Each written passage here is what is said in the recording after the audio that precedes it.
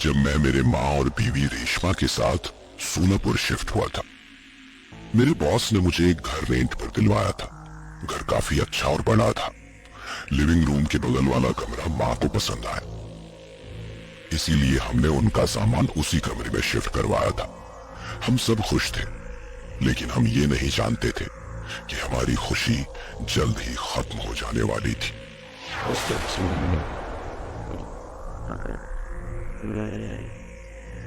एक दिन मैंने मेरी माँ को रेडियो सुनते हुए देखा। वो अपने कमरे में आराम कुर्सी पर गोद में रेडियो लिए बैठी थी। वो काफी खुश लग रही थी। रेडियो पर गाना चल रहा था।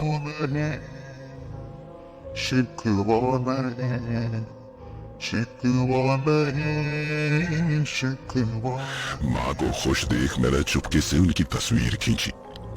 उन्हें खुश देख मैं भी खुश हो गया, लेकिन मुझे ये समझ नहीं आ रहा था कि वो पुराना काले रंग का रेडियो किसका है। माँ, ये रेडियो किसका है? अरे ये मैं जब स्टोर रूम में सामान रख रही थी तभी मुझे गाने की आवाज सुनाई दी। आवाज टूटे हुए बक्से में से आ रही थी। मैंने बक्सा खोला तो उसमें ये रेडियो निकला। ठीक ठाक चल रहा था, इसलिए मैंने इसे रख लिया। मुझे लगा कि होगा लैंडलॉर्ड का, इसलिए मैंने ज्यादा ध्यान नहीं दिया। लेकिन उसके बाद माँ का उस रेडियो के प्रति लगाव बहुत बढ़ गया। वो हमेशा उस रेडियो पर वही गाना सुनती।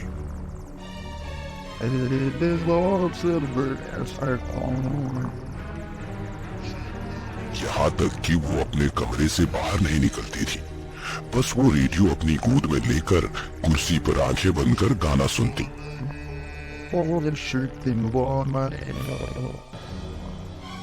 एक रात मैं डाइनिंग टेबल पर खाना खा रहा था।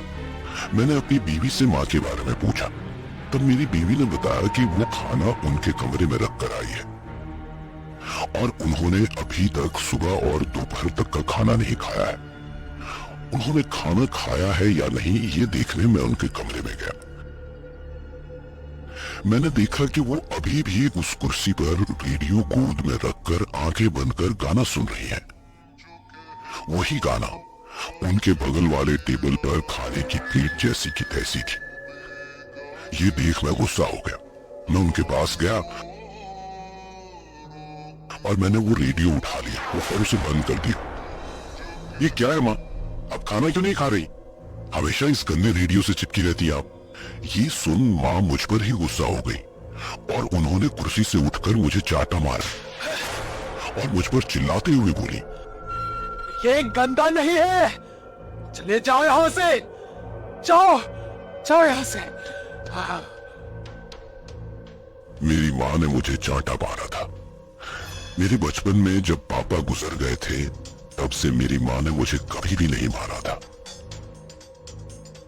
लेकिन जवानी में उन्होंने मुझे चाटा मारा था। खाना है तो खाओ वरना मर जाओ। मैं उन पर चिल्लाते हुए बोला और वहां से निकल गया। मुझे बहुत बुरा लग रहा था। उस रात ये बगैर खाना खाए ही बेड पर लेट गया। मुझे तो लगता है कि माँ जी उस रेडियो के चक्कर में पागल हो गई है।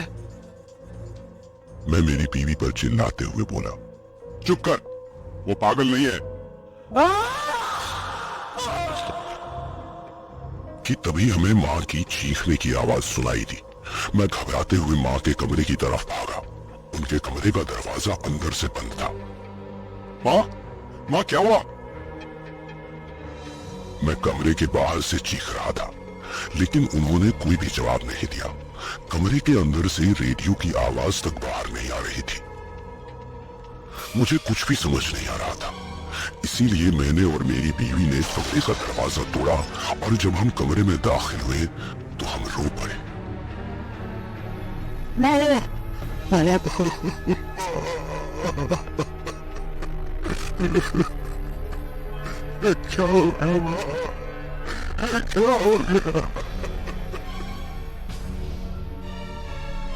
क्योंकि कुर्सी पर मेरी माँ खून से लथपथ पड़ी थी। उनके पेट से खून बह रहा था। पूरा फर्श खून से सना हुआ था। मैंने उनकी सांसें चेक की तो वो मर चुकी थी। शायद किसी ने चाकू घोंपकर उनकी हत्या कर दी थी। लेकिन कमरे की खिड़की बंद थी और दरवाजा भी अंदर से बंद था। तो सवाल यह था कि उनकी हत्या आखिर किसने की? कमरे से कोई कीमती सामान भी चोरी नहीं हुआ था। हमने पुलिस को बुलाया। उनके खून की जांच चल रही थी। पुलिस को मर्डर वेपन तक नहीं मिला था। केस बहुत ही कॉम्प्लिकेटेड बन गया था। पुलिस तो मेरे और मेरी बीवी के ऊपर मां के खून का इल्जाम लगाने पर तुली हुई थी। कुछ दिन बीत गए। मां के इस तरह चले जाने से मैं और मेरी बीवी काफी दुखी थे। एक रात मैं ऑफिस से लौटा तो मैंने रेडियो की आवाज सुनी। आवाज मां के कमरे से आ रही थी। मैं उस कमरे में गया तो कमरे में मां की कुर्सी पर मेरी बीवी बैठी थी और उसकी गोद में वही गंदा पुराना रेडियो था। वो रेडियो मां की मौत के बाद से हमें कहीं भी दिखाई नहीं दिया था। न जाने मेरी बीवी को वो कैसे मिला था। मैंने बीवी को अपने कमरे में चलने के लिए कहा, लेकिन उसने मना कर दिया और उसने कहा, अब से यही मेरा कमरा है। मैं भी उससे झगड़ा करने के मूड में नहीं था, इसीलिए मैं अपने कमरे में चला गया। लेकिन उस दिन से मेरी बीवी के बर्ताव में काफी बदलाव आए। वो भी मां की तरह उस रेडियो पर वही गाना सुनने लगी। यहाँ तक कि वो खाना तक नहीं बनाती थी, घर का काम तक वो नहीं करती थी। इसीलिए मैंने एक सर्वेंट रख लिया और मेरी बीवी 24 घंटे उसी रेडियो से चिपके हुए मां के कमरे में रहने लगी, जो कि लिविंग रूम के बगल में ही था। एक दिन मैं ऑफिस में काम कर रहा था कि तभी लैंडलॉर्ड का कॉल आया। मैंने रेंट भरने में देरी की थी, इसीलिए उन्होंने कॉल किया था। बातें करते हुए उन्होंने मुझे मां के बारे में पूछा। तब मैंने उन्हें बताया कि उनका देहांत हो चुका है। मां के साथ बहुत बुरा हुआ, लेकिन यह सब कैसे हुआ? रोज की तरह मां रात को लिविंग रूम के बगल वाले कमरे में रेडियो सुन रही थी। तेरे बिना जिंदगी से कोई शिकवा तो नहीं, ये उनका पसंदीदा गाना था। जब मैंने उन्हें देखा था तो वो चैन से वो गाना सुन रही थी, लेकिन जैसे ही मैं कमरे में गया कुछ देर में उनकी चीख सुनाई दी। हम जैसे ही वहां पहुंचे किसी ने चाकू घोंपकर उनकी हत्या कर दी थी। ये सुन लैंडलॉर्ड चौंक गया। दीक्षित जी, कुछ तो गड़बड़ है, बहुत बड़ी गड़बड़ है। क्या गड़बड़ है? अब आप ये मत कहना कि वो रेडियो काले रंग का है और आपकी माता जी को वो घर में कहीं पर मिला था। हाँ, बिल्कुल वैसा ही है। आप मेरा यकीन नहीं करेंगे, मैं और मेरे पिताजी हम दोनों ही इस घर में रहते थे। पिताजी अकेले होने के कारण उनका उस वक्त साथ देने के लिए बस ये रेडियो ही था। वो हर शाम इस पर एक ही गाना सुनते रहते थे। पता नहीं, शायद उनको मां के गुजर जाने के बाद बहुत अकेला महसूस होता था और शायद इसी तन्हाई में घुट घुट कर उन्होंने अपनी आखिरी सांसें ले ली और शायद उनकी आत्मा ही उस रेडियो के अंदर कैद होकर रह गई हो और उनकी वजह से ही आपकी माताजी की ऐसी अचानक मौत हो गई। ये सुन मेरी सांसें रुक सी गई थी। वो रेडियो ही था जिसकी वजह से ये सब हो रहा था और अब वो रेडियो मेरी बीवी के पास था। मुझे मेरी बीवी की चिंता हो रही थी। मैंने तुरंत उसे कॉल भी किया, लेकिन बार बार कॉल करने के बाद भी वो कॉल रिसीव नहीं कर रही थी। मैं तुरंत ऑफिस से घर की तरफ निकल पड़ा। घर पहुंचते ही मैं मां के कमरे में पहुंचा और सामने का नजारा देख मेरे रोंगटे खड़े हो गए। मेरी बीवी कुर्सी पर बैठी थी और उसके हाथ में चाकू था। कमरे में रेडियो पर वही गाना चल रहा था और मेरी बीवी उसे डरावनी आवाज में गा भी रही थी।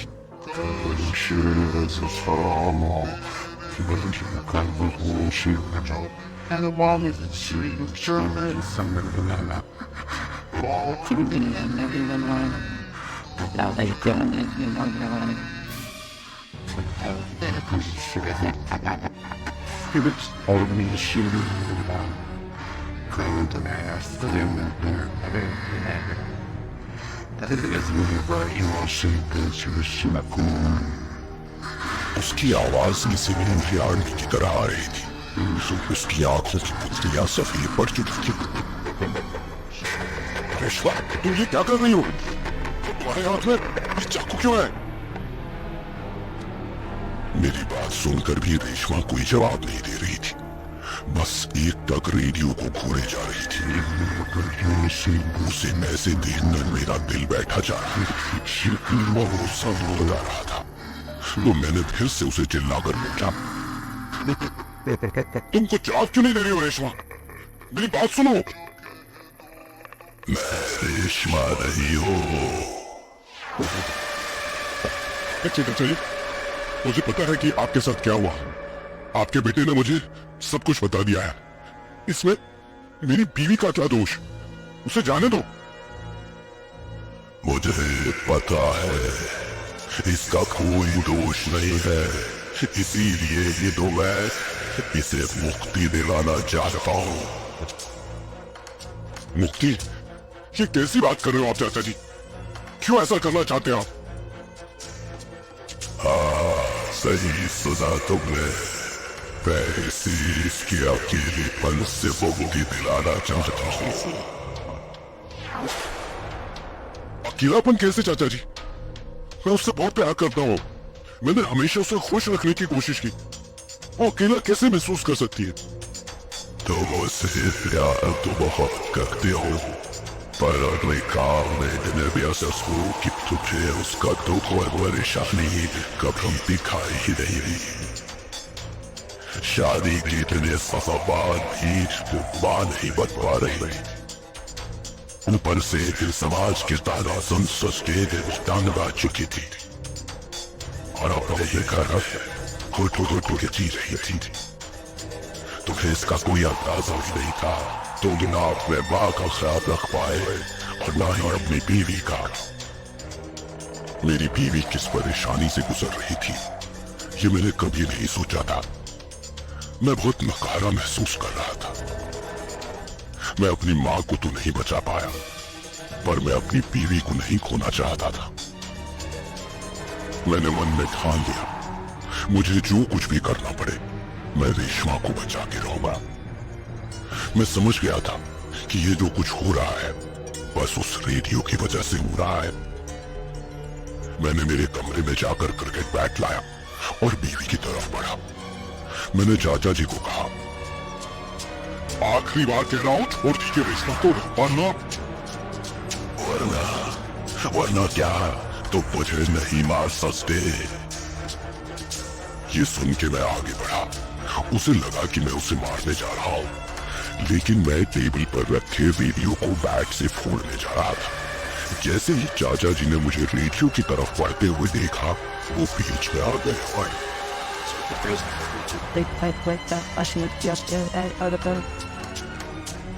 उस रात बैट रेडियो की जगह रेशमा के सिर पर जा लगी और उसी वक्त उसकी मौत हो गई थी। मैं अपनी रेशमा को भी नहीं बचा पाया। मेरे ही हाथों उसकी जान चली गई। मैं बेजान पड़ी अपनी बीवी को गोद में लेकर देखता रहा कि वो कैसे मुझे इस दुनिया में अकेले छोड़ के चली गई थी।